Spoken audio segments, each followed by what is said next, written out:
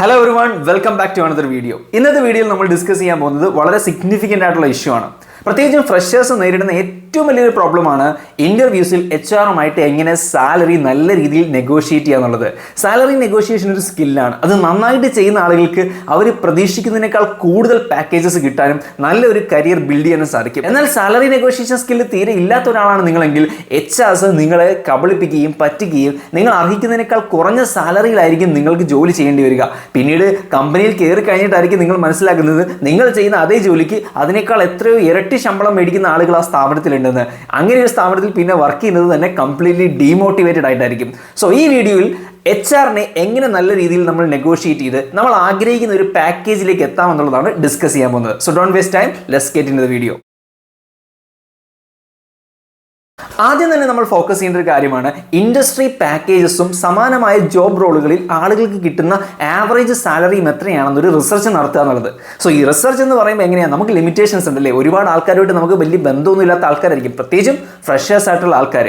എന്തായാലും നിങ്ങൾ ലിങ്ക്ഡിനിലും ഇൻസ്റ്റാഗ്രാമിലും അല്ലെങ്കിൽ ആ കമ്പനിയെ ഫോളോ ചെയ്യുന്ന ആൾക്കാരുടെയൊക്കെ കുറച്ച് ലിസ്റ്റൊക്കെ ഉണ്ടാക്കിയിട്ട് അവിടെ വർക്ക് ചെയ്യുന്ന ആളുകളുമായിട്ടോ അല്ലെങ്കിൽ ലിങ്ക്ഡിനിലൊക്കെ അത്തരം എക്സ്പീരിയൻസ് ഉണ്ടായിരുന്ന ആളുകളുമായിട്ടോ ഒക്കെ ഒന്ന് കണക്ട് ചെയ്യാൻ ശ്രമിക്കുക. അവരുമായിട്ടൊരു ഡിസ്കഷൻ സ്റ്റാർട്ട് ചെയ്യുക. ഏകദേശം ഏത് റേഞ്ചിലുള്ള സാലറീസ് ഇത്തരം പൊസിഷൻസിന് കിട്ടാറുണ്ട് എന്നുള്ളതിനെ പറ്റിയിട്ട് ഒരു ഐഡിയ ക്രിയേറ്റ് ചെയ്യുക. അപ്പോൾ അവിടെ നിങ്ങൾക്ക് ആദ്യം തന്നെ ഒരു ആവറേജ് ഇൻകം ഏകദേശം എത്രയാണ് നമുക്ക് ചോദിക്കാൻ പറ്റുന്നത് എന്നുള്ളതിനെ പറ്റിയിട്ടൊരു ഐഡിയ കിട്ടും. സോ ഫസ്റ്റ് പോയിന്റ് ഇത്തരത്തിലൊരു റിസർച്ച് കണ്ടക്ട് ചെയ്യുക എന്നുള്ളതാണ്.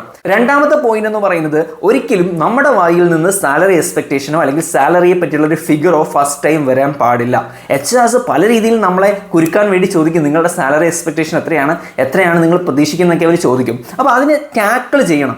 ഒരിക്കലും നമ്മളായിട്ട് അങ്ങോട്ട് കയറി ഒരു ഫിഗർ പറയരുത്. അവരെ കൊണ്ട് അവരുടെ മനസ്സിലുള്ള ഒരു ബജറ്റ് നമ്മളിലേക്ക് എത്തിക്കുക എന്നുള്ളതാണ് ഒരു ഇൻ്റർവ്യൂ പോകുന്ന ആളുടെ ഒബ്ജക്റ്റീവ് എന്ന് പറയുന്നത്. സോ അതിന് നമുക്ക് എങ്ങനെ ടാക്കിൾ ചെയ്യാൻ സാധിക്കും? നമ്മളോട് സാലറി എക്സ്പെക്ടേഷൻ ചോദിക്കുന്ന സമയത്ത് നമുക്ക് ക്വസ്റ്റിനെ നൈസായിട്ടൊന്ന് ഡൈവേർട്ട് ചെയ്യാൻ ശ്രമിക്കാം. സോ എങ്ങനെ നമുക്ക് ഡൈവേർട്ട് ചെയ്യാൻ നോക്കാം? സാലറിയെ പറ്റി ചോദിക്കുന്ന സമയത്ത് സാലറി ഒക്കെ നമുക്ക് ഡിസ്കസ് ചെയ്യാം.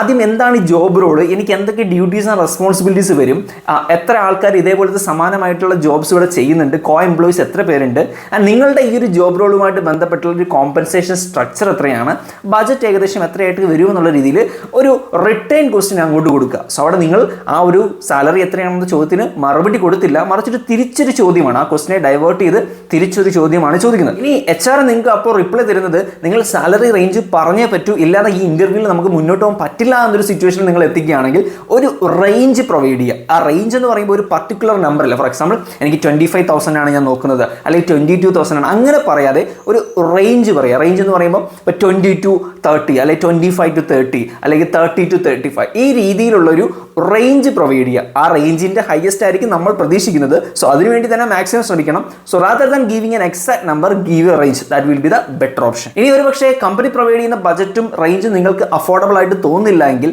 നിങ്ങൾക്ക് നോൺ മോണിറ്ററി ആയിട്ടുള്ള പെർക്സ് ആവശ്യപ്പെടാവുന്നതാണ്. For example work from home possible ആണോ, അതുപോലെ തന്നെ എക്സ്ട്രാ ആയിട്ട് എന്തെങ്കിലുമൊക്കെ ബെനിഫിറ്റ്സ്, ബോണസ്, ഇൻസെൻറ്റീവ്സ് അങ്ങനെയുള്ള കാര്യങ്ങൾ കിട്ടുമോ എന്നുള്ള കാര്യങ്ങളൊക്കെ ഒബ്വിയസ്ലി ചോദിക്കാവുന്നതാണ്.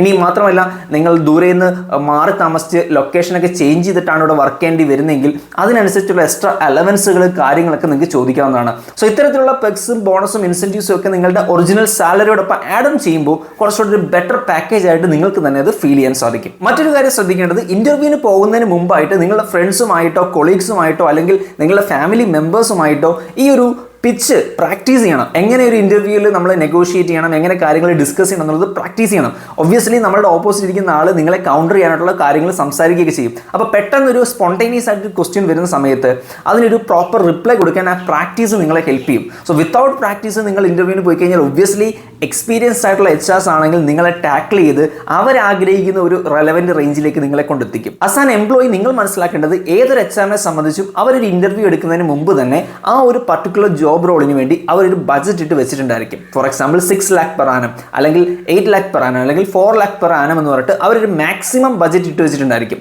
സോ ആ ബജറ്റിന് ഉള്ളിൽ എങ്ങനെ ഒരു എംപ്ലോയിനെ കണ്ടെത്താം എന്നുള്ളതാണ് അവരുടെ ടാസ്ക് എന്ന് പറയുന്നത്. സോ ഇതൊരു ചെസ് ഗെയിം പോലെയാണ്. നമ്മൾ മാക്സിമം നേടാൻ ശ്രമിക്കുന്നു, അവർ മാക്സിമം കുറച്ചൊരാളെ ജോലിക്ക് എടുക്കാൻ ശ്രമിക്കുന്നു. സോ ആ ഒരു ചെസ് ഗെയിമിൽ നമ്മൾ എങ്ങനെ കൗണ്ടർ ചെയ്ത് പ്രോപ്പറായിട്ട് അവരെ ബീറ്റ് ചെയ്ത് മുന്നോട്ട് പോകുക എന്നുള്ളതാണ് ഏറ്റവും ഇമ്പോർട്ടൻ്റ് ആയിട്ടുള്ള കാര്യം. സോ അതുകൊണ്ടാണ് ഞാൻ നേരത്തെ പറഞ്ഞത് പ്രാക്ടീസ് ആവശ്യമാണ്. കൃത്യമായിട്ട് ആ ഒരു നെഗോഷിയേഷൻ പ്രാക്ടീസ് ചെയ്തിരിക്കണം. നെഗോഷിയേഷൻ്റെ ഇടയ്ക്കാണെങ്കിലും മറ്റ് ചോദ്യങ്ങളുടെ ഇടയ്ക്കാണെങ്കിലും ഏതൊരു ഇൻ്റർവ്യൂവിലും മറുപടി കൊടുക്കുന്ന സമയത്ത് നമ്മൾ എപ്പോഴും പൊളൈറ്റ് ആയിരിക്കണം, പ്രൊഫഷണൽ ആയിരിക്കണം, അതുപോലെ തന്നെ കോൺഫിഡൻറ്റും ആയിരിക്കണം. ഈ 3 ക്വാളിറ്റീസും നമുക്ക് എപ്പോഴും ഉണ്ടായിരിക്കണം. നമ്മൾ പതറിക്കഴിഞ്ഞാലോ നമുക്ക് നമ്മളിൽ തന്നെ ഒരു കോൺഫിഡൻസ് ഇല്ലാന്ന് തോന്നിക്കഴിഞ്ഞാലോ ഒക്കെ തന്നെ നമ്മളെ ഡൗൺ ആക്കിയിട്ട് അവർ പറയുന്ന ഒരു പാക്കേജിലേക്ക് എത്തിക്കാൻ സാധിക്കും.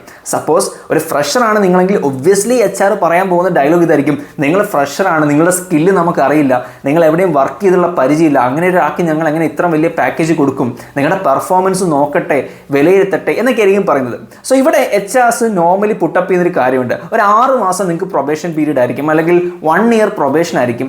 അതിനുശേഷം നിങ്ങൾ നന്നായിട്ട് പെർഫോം ചെയ്യുകയാണ്, നിങ്ങൾ സ്കില്ലുള്ള ആളാണെന്ന് തോന്നുകയാണെങ്കിൽ നിങ്ങളുടെ സാലറി പാക്കേജ് അടുത്തൊരു ലെവലിലേക്ക് ഉയർത്തും എന്നുള്ളതാണ്. സോ ഇവിടെ ആസ് എൻ എംപ്ലോയി നിങ്ങൾ മനസ്സിലാക്കേണ്ടത്, ഇത് ചില ആളുകൾക്ക് നല്ലതായിരിക്കും, ചില ആളുകൾക്ക് അത്ര നല്ലതായിരിക്കില്ല. കാരണം നിങ്ങൾ ജോബിന് കയറുമ്പോഴായിരിക്കും മനസ്സിലാവുന്നത് ആക്ച്വലി ഈ പ്രൊബേഷൻ പീരീഡ് എന്ന് പറയുന്നത് ഒരു ചിലപ്പോൾ ട്രാപ്പ് ആയിരിക്കാം. കാരണം നിങ്ങൾ നന്നായിട്ട് ഹാർഡ് വർക്ക് ചെയ്താൽ കിട്ടുന്ന ഈ ആക്ച്വൽ സാലറി യഥാർത്ഥത്തിൽ നിങ്ങൾക്ക് ഇപ്പോൾ തരേണ്ട സാലറി ആയിരിക്കും. ഇങ്ങനെ ഒരു ഓഫർ തരുന്ന സമയത്ത് നിങ്ങൾ തീർച്ചയായിട്ടും മനസ്സിലാക്കേണ്ട കാര്യമുണ്ട്, ഇതൊരു ഹൈപ്പോത്തറ്റിക്കൽ സിറ്റുവേഷൻ ആണ്. ആഫ്റ്റർ 6 മന്ത്സ് നിങ്ങൾക്ക് എന്തെങ്കിലുമൊക്കെ കാര്യങ്ങൾ കൂട്ടിത്തരും, നിങ്ങളുടെ പെർഫോമൻസ് ഇവാലുവേറ്റ് ചെയ്ത് നിങ്ങളെല്ലാം മീറ്റ് ചെയ്യുന്നുണ്ടെങ്കിൽ നിങ്ങളുടെ സാലറി കൂട്ടുമെന്നാണ് പറയുന്നത്. ഇത് ഹൈപ്പോത്തറ്റിക്കലാണ്. അപ്പോൾ നിങ്ങൾ തിരിച്ച് ചോദിക്കേണ്ടത്, എന്തിൻ്റെ അടിസ്ഥാനത്തിലായിരിക്കും എൻ്റെ സാലറി ഇൻക്രീസ് ചെയ്യുക, എന്തിൻ്റെ അടിസ്ഥാനത്തിലായിരിക്കും എൻ്റെ പെർഫോമൻസ് ഇവാലുവേറ്റ് ചെയ്യുക, എന്താണ് KPI, കീ പെർഫോമൻസ് ഇൻഡിക്കേറ്റേഴ്സ്, ഇങ്ങനെയുള്ള കാര്യങ്ങൾ തിരിച്ച് അങ്ങോട്ടേക്ക് ചോദിക്കുക. അപ്പോൾ അതിനവർ വ്യക്തമായൊരു ഉത്തരം പറയുകയാണെങ്കിൽ then it will be better.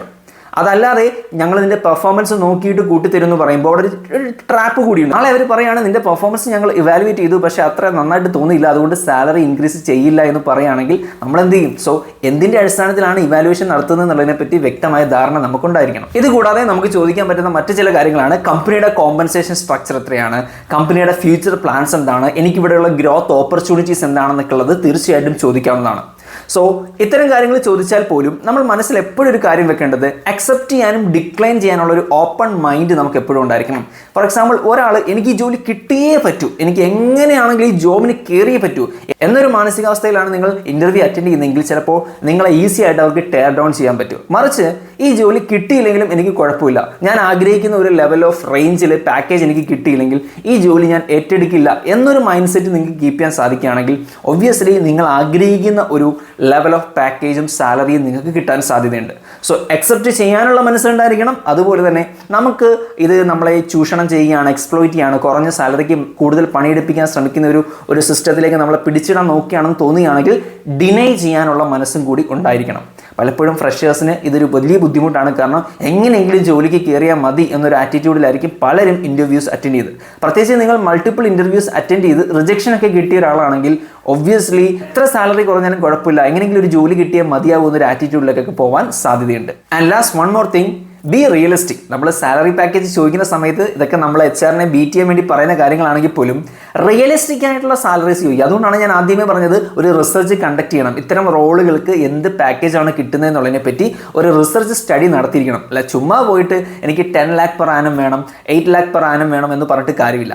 നമ്മൾ ചെയ്യുന്ന ജോബ് റോളിനും നമ്മൾ ചെയ്യുന്ന വർക്കിനും ആനുപാതികമായിട്ടുള്ള ഒരു പാക്കേജ് ആയിരിക്കണം, ഒരു standard and realistic and reasonable package ആയിരിക്കണം ചോദിക്കേണ്ടത്. എങ്കിൽ മാത്രമേ നമുക്ക് ആ നെഗോഷിയേഷൻ നല്ല രീതിയിൽ കൊണ്ടുപോകാൻ പറ്റൂ. വളരെ അൺറിയലിസ്റ്റിക് ആയിട്ട് എക്സാജറേറ്റഡ് ആയിട്ടുള്ള എമൗണ്ട് ആണ് ചോദിക്കുന്നതെങ്കിൽ ഒരിക്കലും ഒരു HR നിങ്ങളെ അക്സെപ്റ്റ് ചെയ്യാൻ പോകുന്നില്ല. മാത്രമല്ല നിങ്ങൾക്ക് കാര്യങ്ങളെ പറ്റിയിട്ട് ഒരു ധാരണ ഇല്ല എന്നുള്ളൊരു ഇമേജും അവിടെ ക്രിയേറ്റ് ആവാൻ സാധ്യതയുണ്ട്.